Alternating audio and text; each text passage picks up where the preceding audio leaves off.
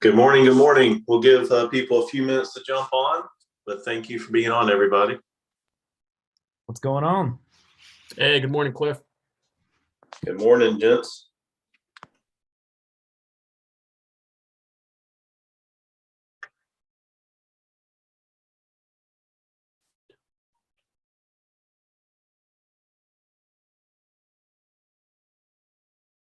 Good morning. Good morning. We'll give people a few minutes to jump on, but thank you for being on, everybody. What's going on? Hey, good morning, Cliff. Good morning, gents.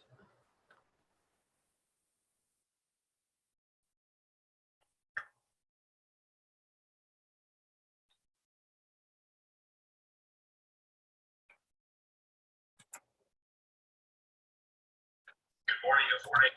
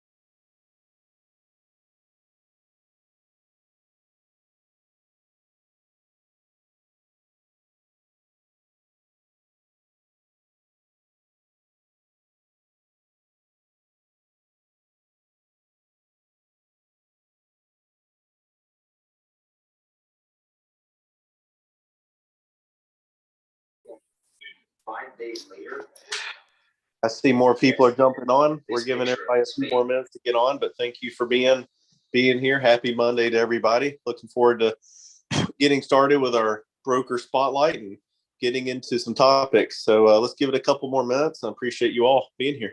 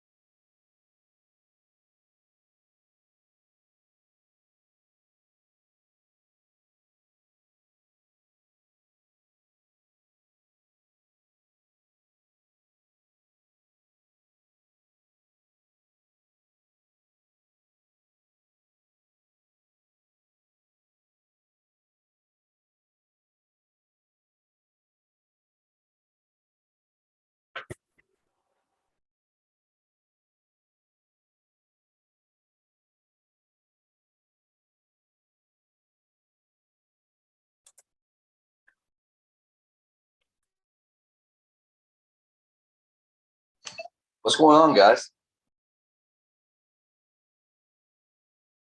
What is up? Yo, Jabin, look at your DM on here. I got it. I asked you a quick question. Got it.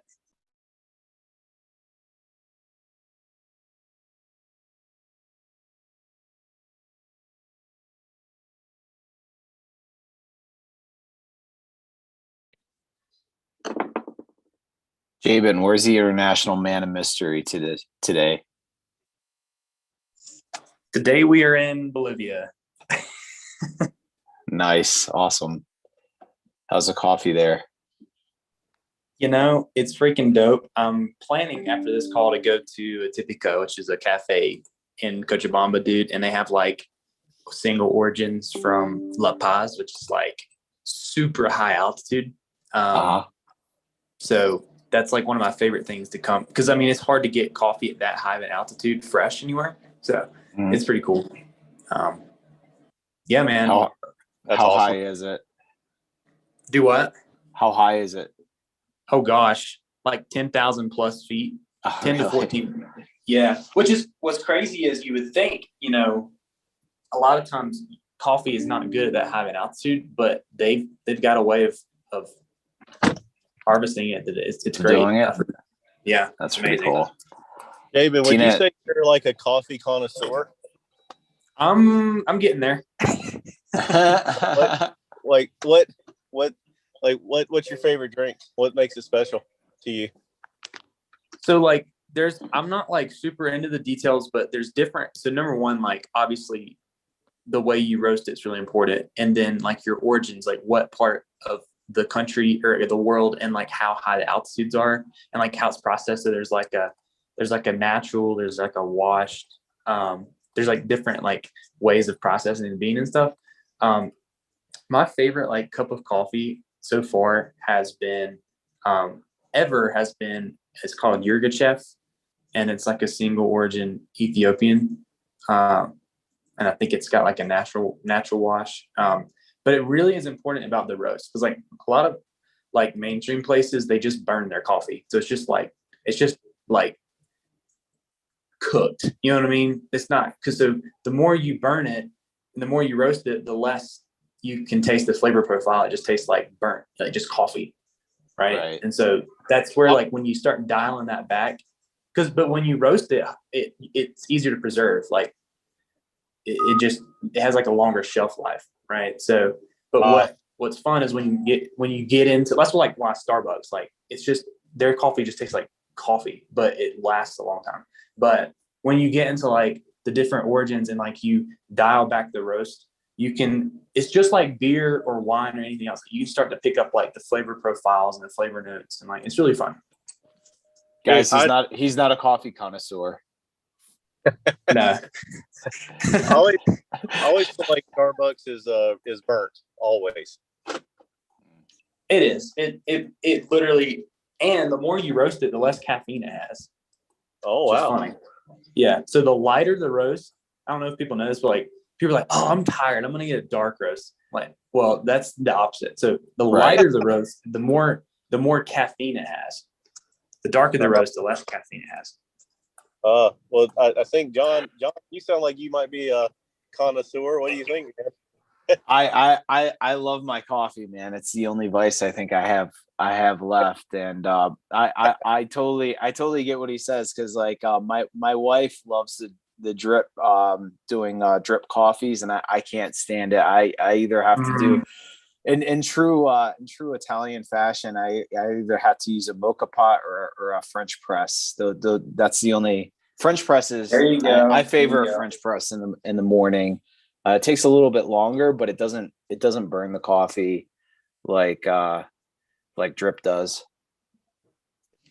Totally agree. That's cool. Well, I'm sorry. Sorry it took me a few minutes. But we've got 11 people on here now. Wes, how many people do we have on YouTube Live, or anybody? We currently have 3 viewers on YouTube as of right now. How many? I'm sorry. We've got 3.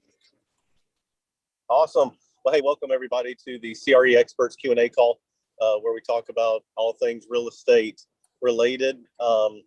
And so I want to do a broker spotlight. Who on the team would like to share, what they do, who they are? And I possibly, if I could, would like to nominate somebody, if y'all don't mind. Mike is on the call.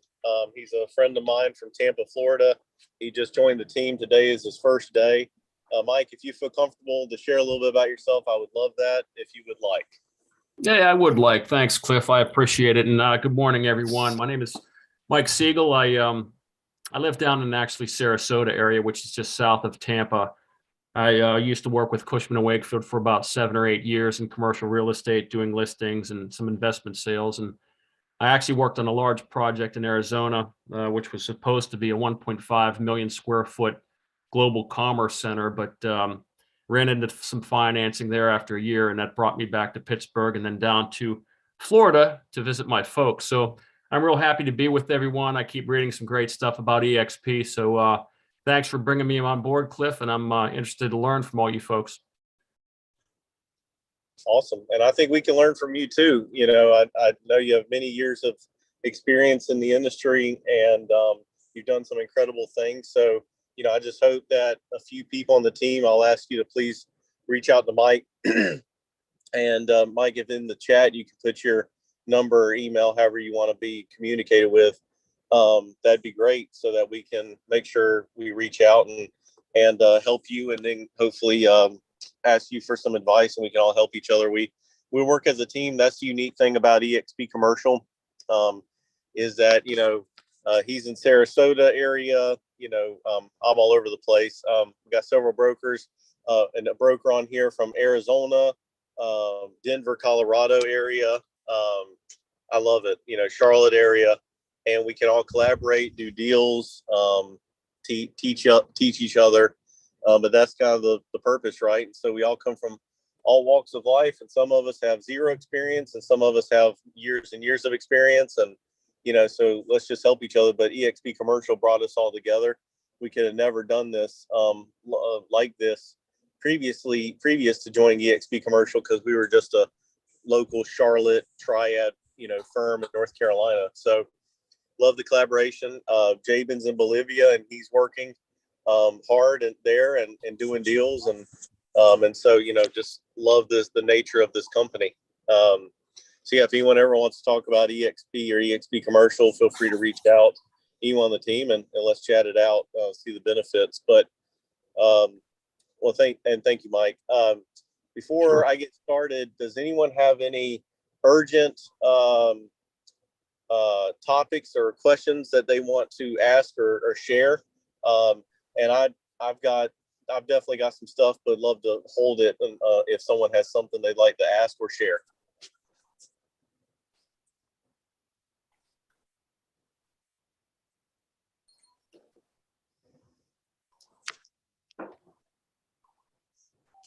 Don't be shy. You can present a deal. You can ask about the market, just anything really. And let's get some topics going.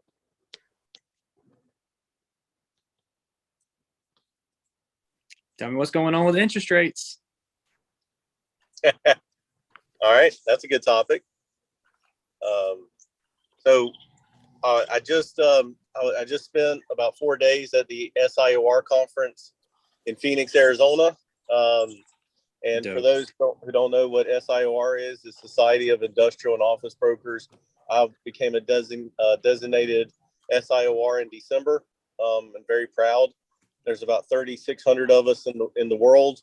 And basically, if you've sold or leased a lot of either industrial property and or office properties in your career, you have a chance to be an SIOR.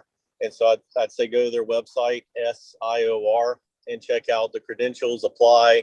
There's an education portion to it, ethics. But basically, some of the best commercial brokers in the world at this conference. And of course, my first session after the new member meeting was with a developer who develops for Amazon. They build their last mile distribution centers and in cities. And I learned some interesting things. But with talking about interest rates, it doesn't affect Amazon too much at all right now. They can borrow money at whatever, nothing even if they have to. They can borrow money from themselves for nothing if they have to. But I do want to come back to that. But when it comes to interest rates, I did hear a lot of commercial brokers, and of course I was a fly on the wall. I asked tons of questions, and of course networking, was in the casino with commercial brokers, and I was asking the same question. Hey, what's up with interest rates? What's up with deals? And frankly, I heard a lot of people talking about retrades because of interest rates, and retrades because of building material costs.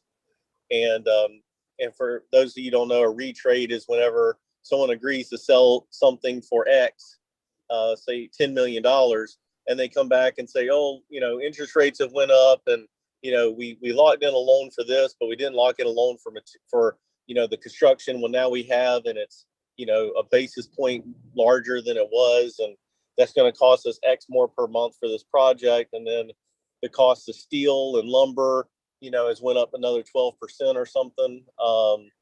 And so we have to buy it at $9.5 million now. That's a retrade. And so these brokers were talking about how there's lots of retrades going on right now, and it only started happening about a month ago. Well, of course, interest rates really started shooting up, and people started noticing about a month ago. So I think it's a big deal, right? Of course, there's some people who get their money from the big insurance companies that's still, cheap, just because they have more cash than they know what to do with, but they always follow suit. So that was definitely a big topic at the SIOR conference, and I think it's definitely important to keep an eye on that, and to see if owner users are going to be trying to pay less money for commercial buildings or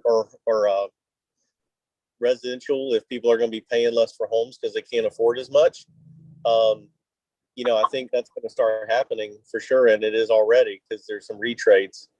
And I saw a crazy statistic last week that I think it was at 3% interest, someone could afford a $500,000 home, but at 6% interest, they could only afford like $400,000 home. So basically, making the same money they were a year ago, they could afford $100,000 less of a home.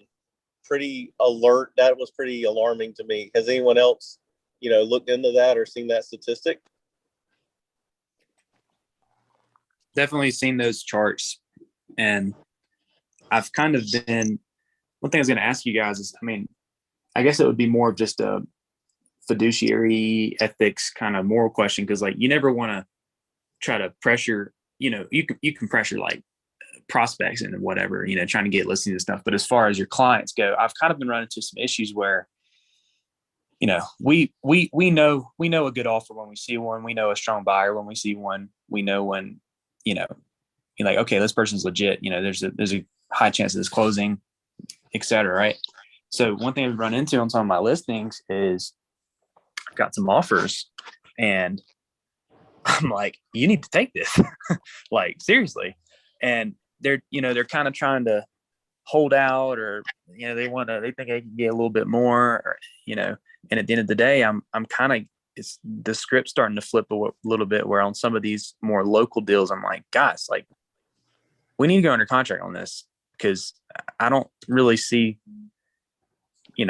cap rates going down anytime soon. And I kind of just feel, I mean, is that how do you handle that when you have clients that are not really getting it, and you see things changing, you see the buyers cooling down, interest rates are going up, but your clients aren't really down to earth? I've kind of had to start, I don't want to say pressuring, but just say, hey, I would highly consider taking this offer. I've got 2 of those scenarios right now, and I'm trying to push my client without it being like, I don't know. Yeah. You know what I'm trying to say? I do. I know exactly what you're trying to say, and I hope someone buzzes in after me. But I've been in this scenario several times now, and at the end of the day, we don't have a crystal ball. We don't know exactly what's going to happen. The market can continue to go up. I mean, we never know, right? But are we a good advisor to our clients if we're not telling them what we truly believe and back it up with some facts? We're not a good advisor, right? And so we all have our own opinion. They're kind of like butts. We all have one, and some of them are good and some are bad. And but truly, if you're the professional in the room and you have an opinion, you should share it, but back it up with, this is my opinion. I could be wrong, but this is what I'm seeing in the market. And so I'm sharing what I'm seeing in the market with buyers and sellers and everybody, and frankly, I am a little more cautious than I was a couple of months ago. I do think that we're gonna have some tougher times coming. So I'm sharing that, and I could be wrong. I've been wrong before, but guess what? If you don't give your client any advice at all and just say, go with what you think, then what are you worth? You're worthless, right? And so I think that share your opinion, share facts, don't share non-factual things that no one can look up and verify. And if you do that and you leave them with that thought, then there you go. So I think that is our duty. And I don't think it's our duty to be dramatic, right? And which I can be sometimes, like, oh, the world's ending. No one's ever going to buy another building because the interest rates are too high and no one can afford it. Like, that's dramatic, right? There's still a lot of cash buyers and such. But anyway, that's my advice. Anyone else have a thought? I got a little bit of something to chime in on. So I was speaking with a good friend of mine who's been a commercial mortgage broker for like 10 plus years, and I was getting him to just run his model on a deal that some of my clients are looking at, and that deal is at like a 6.5% cap rate is what they're marketing it as. And I think that a lot of the sellers are of the mindset that they can be at a 6.5 cap and it'll still be attractive to some cash buyers or whatever it may be that are equity heavy, cash heavy on the deal. But for other buyers that are just putting 20% down, some of those 6.5 caps are not looking as attractive as they were last year.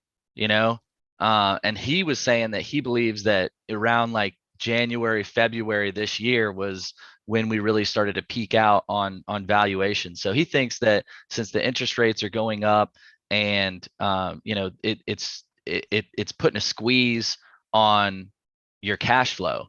And so a lot of those deals just aren't really making sense as much, So he thinks that the sellers are going to need to kind of realize what's going on, and that's definitely going to affect pricing of the buildings that they're selling and whatnot. So that's just kind of my 2 cents. I'm always happy to hear from someone smarter than me, which isn't hard. Cliff, I've kind of seen the same thing over here in Denver. We had about a month or two ago, affordable housing mandate that mandates that all multifamily constructions must allocate 15% to affordable housing. And so essentially what that did was, that combined with material costs and interest rates drove the land valuations down here in Denver. And a lot of the acquisitions analysts are telling me now, I don't even want to deal with landowners or even covered landowners in Denver right now, because their valuations, they're looking at valuations that are a year old, and we just can't pay those prices. So we're exiting the Denver market altogether. We just rather play in the suburbs. That's where their mind is at. Right? They'd rather not go through the process of haggling a landowner and just exit the market for some time and let them decide to come back to reality in a year or two. Wow. Interesting. All right. So I know we're not, we don't have like 6,000 brokers on here, so I can be a little bit more, open. But I got to pose the question. Well, let me share my story real quick, and then I'm going to pose a question. So at the SIR conference, there was this Amazon developer. He builds last mile Amazon, centers, and he builds several of them a year. And he shared that his theory, he had to call it a theory, but you could tell it was not. He very protects himself, but his theory, quote unquote, was that the reason steel prices and material prices in most categories have went up so high is because 2.5 years ago, Amazon went ahead and purchased 33% of all the steel produced over the last 2.5 years at a set price. Holy crap. And have collected those 33% of all steel to build their buildings and at a preset price. And the other 67% that was left in the world, they had to charge a much higher price because of issues, right?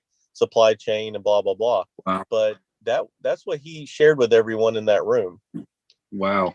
And I was like, wow, all right, Amazon effect, right? So I thought, wow, that is scary. That possibly the reason that steel and some other materials have went through the roof is because the giant in the world 2.5 years ago prepaid and bought at a certain price. Okay, so that's baller. So let that sink in for a second. And then he said, yeah, we've built X amount of last mile centers for Amazon in the past so many months, and there are half of them will be dark for 2+ years. And dark just means that it's built, and Amazon's paying rent, but no one's working out of them. Of course, the next question was why. And he said, 100% labor, and they can't possibly buy enough vans to deliver all the product last mile. And so Amazon had this super aggressive real estate plan. Now they're the biggest industrial owner in the world, right? Well, in the United States anyways, I know of. They developed most of their real estate in the last 3 years. They pre-purchased steel and other products at a lower price, which caused everyone else's price to go way up, potentially. Maybe I'm wrong, maybe he's wrong. And about half their last mile facilities he's built are going to be dark for 2+ years because there's not enough employees and there's not enough vans to physically go and go deliver all the product. Wow. Does anyone else feel that is a serious topic that everyone should be thinking about or talking about right now? Because I do. I think it's going to get a lot worse too, because you have basically you have this thing with Ukraine and Russia right now. Russia produces a lot of steel, and granted, like a lot of that steel might not be coming to our market, but it might be going to markets that the United States services as well. So I'm not sure like what kind of effect like that's gonna this conflict is also going to have on steel prices. I couldn't see it having a positive effect, considering that The EU now won't even buy steel from Russia. I don't know if you guys know a lot about Russian economy, but natural resources are their biggest exports. So what you're saying is we need to go ahead and start a steel manufacturing plant. Yeah, and then let's go ahead and do that. And in 3 or 4 years, we'll get our first post out, our first beam. But no, I hear you, right. And the thing is that they talked about the cars for a minute. There was a whole section about autonomous cars and vans and etc. And they were like, oh yeah, that new, whatever chip manufacturing in the Midwest that is supposed to come online in 2 years is under construction, and they're working on it, and that should help this and that. But everything that they were talking about was only a solution for 2+ years out. And that's what worried me the most. And not that I'm the brightest person in the room or on the Zoom call at all, but that was the biggest worry I had, was that nothing that we were talking about could solve a problem in the next 2 years. There was nothing, literally. Like, I was asking questions, trying to figure out if something could help this or that or this or that in the next 2 years. And no, all the solutions realistically were 2 years out. And that's what makes me think. And like I said, I want to pose this question, who on this call, and I hate to be doom and gloom, but I mean, this is what it was like at SIOR. Who thinks that, we are about to have a second quarter of, negative GDP, which is what it takes to have a recession, technically? Who thinks that we're about to go into a recession? And if, you don't want to talk about this because it's negative or scares you, then get off the call. But I think that the reason that people get snuck up on recessions and bad times is because they don't want to talk about it. They want to talk about, how fun it was to go on the boat this weekend and get drunk, or how fun it was to go to Scottsdale, Arizona and play golf. Like, I get it. I love that. I'll talk about it all day. But I do want to take a few minutes to talk about if anyone thinks, recession's coming and it's going to be negative. I mean, I think it's a good possibility. Most folks are now saying 2023. But I mean, you've seen my post the other day. The NASDAQ closed the worst it's ever had since 2008. And we all know what took place in 2008. The NASDAQ is where all the technology stocks said, and a big bulk of them. So, these companies are bleeding. Amazon just lost billions of dollars this last quarter, and Netflix is dropping. So to me, that tells me that people's tighten up, but as long as gas stays $4 to $5 a gallon, it's very likely, I think we could get there a little bit sooner. My question is, how do we pivot, knowing or predicting that this is going to happen? What can we be doing to set ourselves up for success if, let's say, worst case scenario happens? Do you think there's just going to be an increase in leasing or? Great. Oh, goodness. Great question. I posed that question. We talked about it. The general consensus, and maybe it's just because there was a room of, a lot of industrial people who, obviously have made a lot of money doing industrial, was that industrial rents were going to stay pretty strong, except if Prologis and Blackstone and the big behemoths in the world, when leases come up for renewal and they have a chance to keep a tenant, but things are looking rocky, they all said the same thing. Oh, they'll lower their rent $1 or $2 per square foot to keep someone before they will let them vacate if things are looking negative. So of course, if Prologis and the biggest, behemoths in the industry are lowering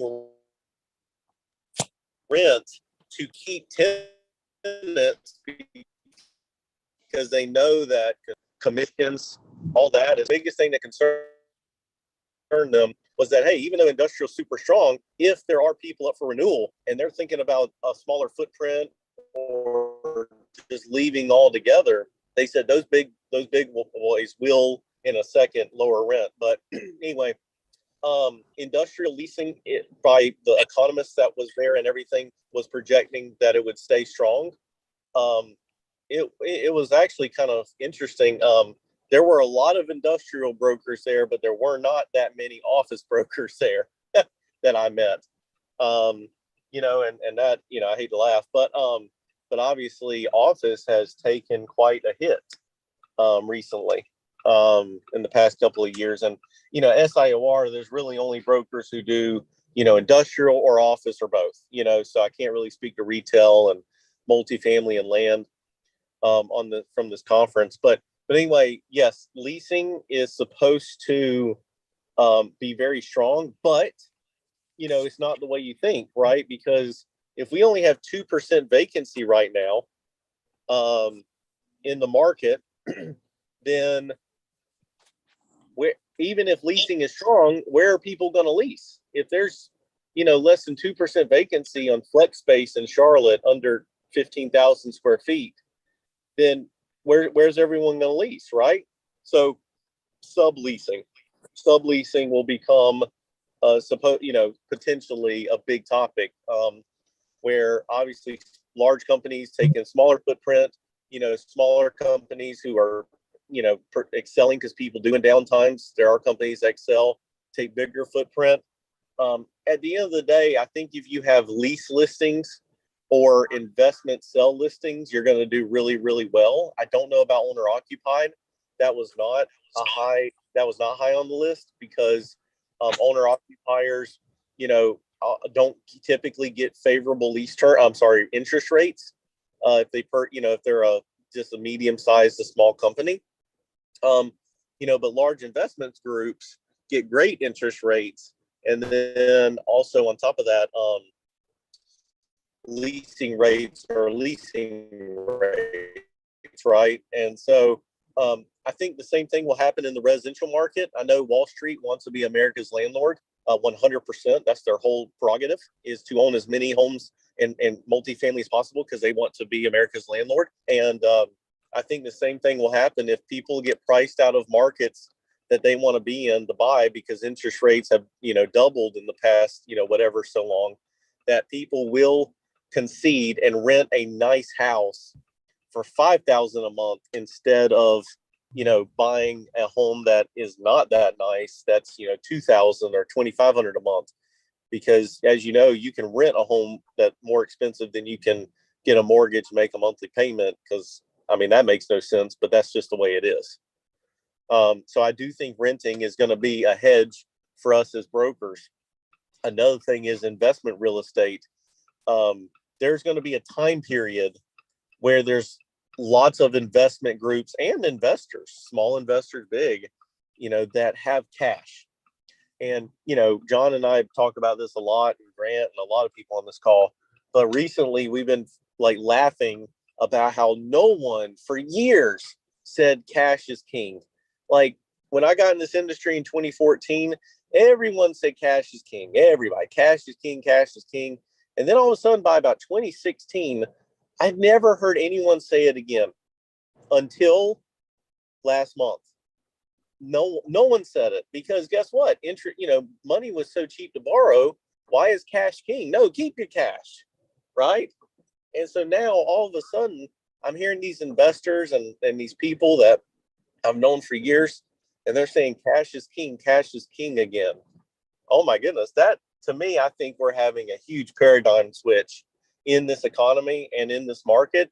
And I think it was Nate, but whoever asked that question, that is the right question to ask. And we all have to do our own due diligence and research and believe in whatever we think is coming next and go all in. And that's how we succeed. And I think also just kind of piggyback on that right now is a very good opportunity time. Like we need to be cashing in right now and letting some of those sellers that are on the fence, tell them, hey, this is kind of what we're seeing. And if we want to get a premium for your price or for your building, and you don't want to wait 2-3 years until things kind of clear out and we see kind of where we are then let's get this thing sold so that you can put some cash in your pocket and be good to go if there is some kind of pullback or larger recession. Great. And also, as brokers, and great. I want to piggyback off that too, because that's a fantastic point. If we don't create urgency and excitement, it is very hard to get a great listing and a great client. I'm just telling you, people are comfortable. People love their trips to the beach. People love their Friday afternoon golf. I mean, there's a lot of people comfortable right now. It's hard to get their attention. I don't know about you, but it's hard to get people's attention. I used to be able to meet with people in a week or two. Now we're talking about 6 weeks away meetings. So if you can create urgency and excitement because of what you learned and what you believe, and you can throw some facts out there, like you just did, honestly, that is the ticket to getting opportunity now versus lackadaisical. Oh yeah, I'll reach out to you in 6 weeks. Yeah, that's fine. And then you forget, or you don't have a good CRM and you never do. I've been there. And so I'm probably preaching to the choir, but if you want opportunity now, you have to go get it. You have to go create urgency, and you have to be the professional in the room and give your opinion. And guess what? If you're wrong, so be it. Who cares if you're wrong? I mean, it's just like, when you're trying to, date somebody, they might say no. Who cares? Go get it. And the more no's there are, it's closer to a yes. That's how I got my wife. And so, that I'll tell you that's the secret here, is create an urgency, an opportunity. And I think for the first time in years, we have a unique situation as brokers to follow up and reach out to sellers and landlords and tenants and buyers and create urgency. Hey, interest rates are going up. I think that's going to affect what you can do later, either Mr. Seller, Mrs. Seller, or, buyer or tenant. Hey, I think now is the time to take a look at those spaces. Now it's time to look at, what that listing agreement looks like. Now's the time to put it on the market and see what the market says. And so anyway, I appreciate you bringing that up, because I think that is what's going to drive us as brokers to be successful during this time. And the people who keep going about this industry lackadaisical, I promise you will not be in this industry in 24 months if you don't create urgency for yourself and for potential clients. Yeah, I legit just got 2 deals kind of in the works last week because of, just explaining to the sellers, like, look, times are changing. If y'all want to get out of something, and there's a lot of owners right now that are in their, mid 60s or getting closer to 70, and they want to have, that nice nest egg for their retirement and their next, 15, 20 years of living. And, it's time to cash in on that for them, but also for yourself as a broker, and I think that, just whatever Cliff just said too, I mean, it's on point, let's go make that cash. Yes. All right. So I hate to be, doom and gloom, but honestly, y'all, I mean, I'm just telling you, it's coming. There's something coming, and maybe it's going to be a 2% market correction. Maybe it's going to be a 20%. I don't know. But all I know is that when times are bad, all of my mentors say the same thing. The cream rise to the top. And it's not even that you're the smartest or the most experienced. It is frankly who wants it the most during bad times. Who is making the phone calls, who's following up, who's mailing letters, who's door knocking, who is on Reonomy looking for people who are 2 months behind on their mortgages. Who? And why not you? Why not you as a broker? And why not? I mean, ask yourself that all the time. And I don't know about you, but I'll be damned if I'm going to let failure creep in a bad time and go get a W-2 job and wait, and have someone pay me and tell me when I can use the bathroom. I'm sorry, but that's how I am. That's how I'm built. I'm not going to do it. I'm going to go and make it happen. And I understand, help and team this, and there's definitely positions that are like that, but work hard no matter what position you're in. right? No matter what position you're in, grind, follow up, create opportunities, dig it out of the dirt, create urgency. I mean, if you do this, no matter if times are good or bad or okay, you're gonna make a killing, like a killing.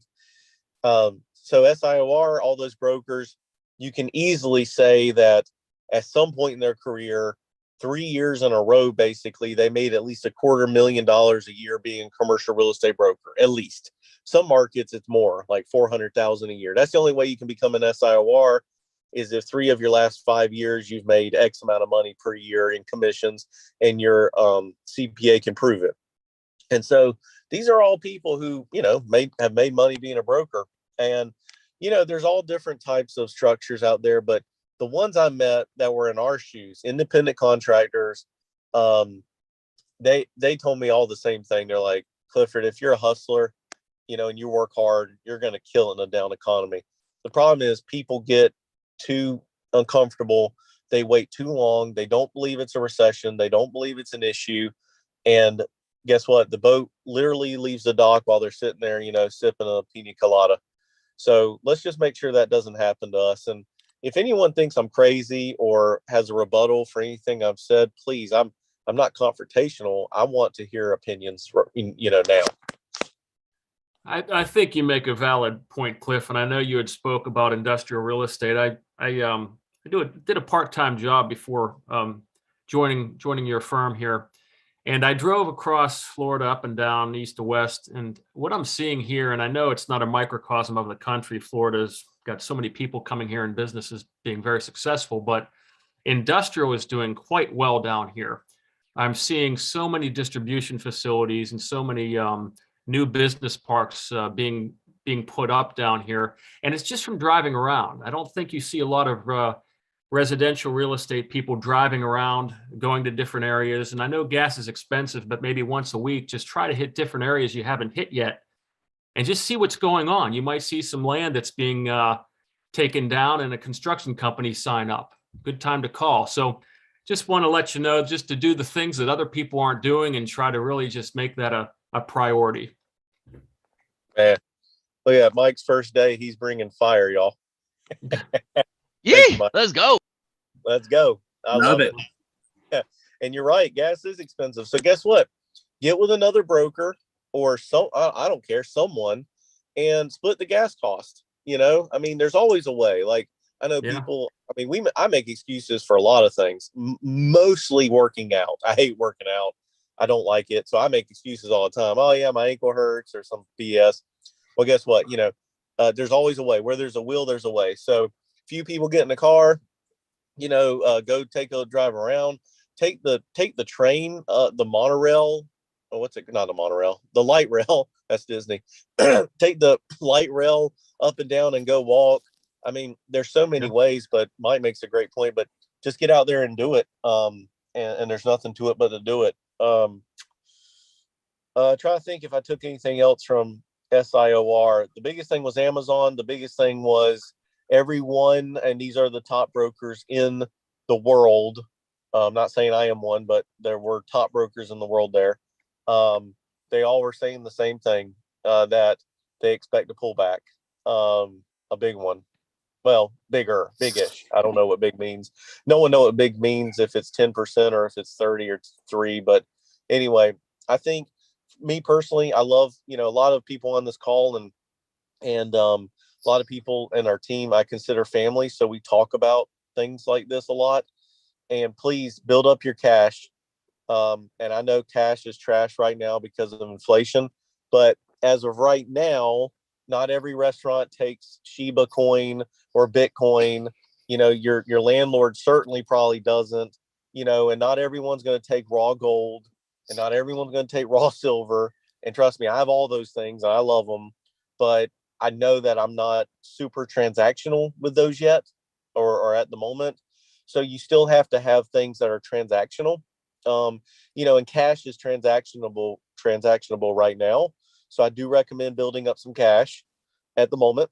I do recommend, trying to build up a couple of extra flows of income, be it sending referrals to residential agents or residential agents sending referrals to commercial brokers, be it, agent attraction with EXP, be it, in, I don't know, short-term lending, I don't know, but build up a little bit of cash flow and passive cash flow if you can. Look at your expenses. I know that's no fun. Don't do it during business hours because you're missing a chance to talk to a client. But at night, early mornings, weekends, go through your expenses. Don't wait until everything goes to heck. When COVID hit, I waited too long to go through my expenses. I waited too long and it hurt me for a couple of months. I should have before COVID hit. I should have been looking that I was spending too much money on food. I was spending too much money on this, on that. I should have, these subscriptions and, interest on, credit cards.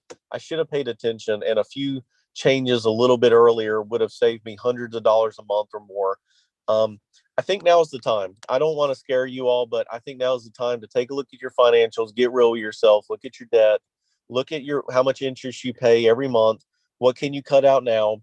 Make good decisions, because I'm telling you, every single broker I talked to said that this will weed out, people who are not financially sound or don't hustle. And I want every one of you on this call and on YouTube, I want you in this industry for as long as you want to be, not exit on your own terms, not because you have to go, get a W-2 job because you can't make any money being a broker, supposedly. I don't want that. So please, everyone, and maybe I'm crazy, maybe I'm just a doomsdayer, maybe I'm, recession crazy, but I'd rather you be prepared and not need it than not be prepared at all and get caught with your pants down. Does anyone else have any advice along those lines they want to share? Because I think it's very necessary.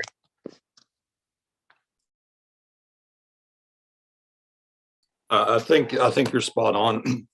I mean, honestly, I try to, people love him or hate him, but I mean, I do try to follow the Dave Ramsey plan to a certain extent. I mean, it's not for everybody, but but I've never made a ton of money, but I've always done pretty well managing what I've got. And most millionaires, he claims, makes less than $100,000 a year, but they know how to manage their money.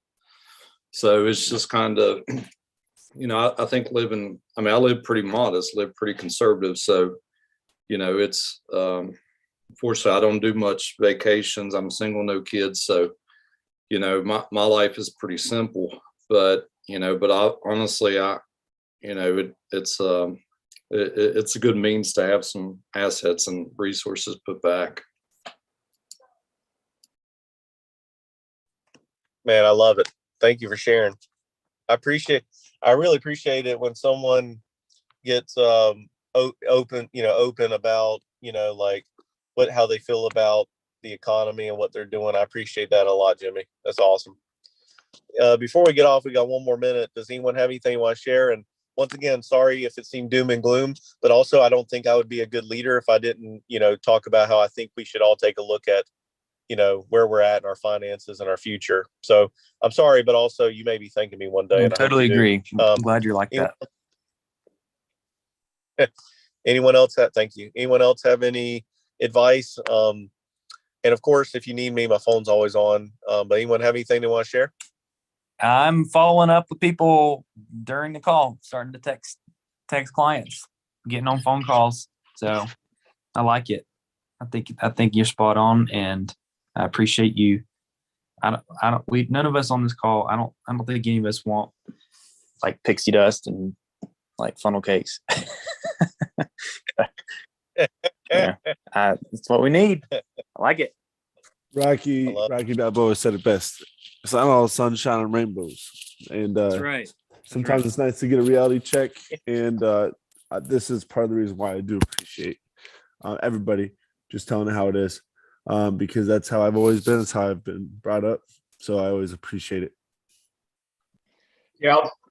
Hey, I just want to tell everyone, I hung out with Tyler in Arizona this past weekend, and we had a blast. Live music, lunch spot, cool, man, I had a blast with you, dude. I appreciate you. And so I'm sorry, Tyler, you're sitting through exactly, I just regurgitated what I told you because I just learned all this that morning.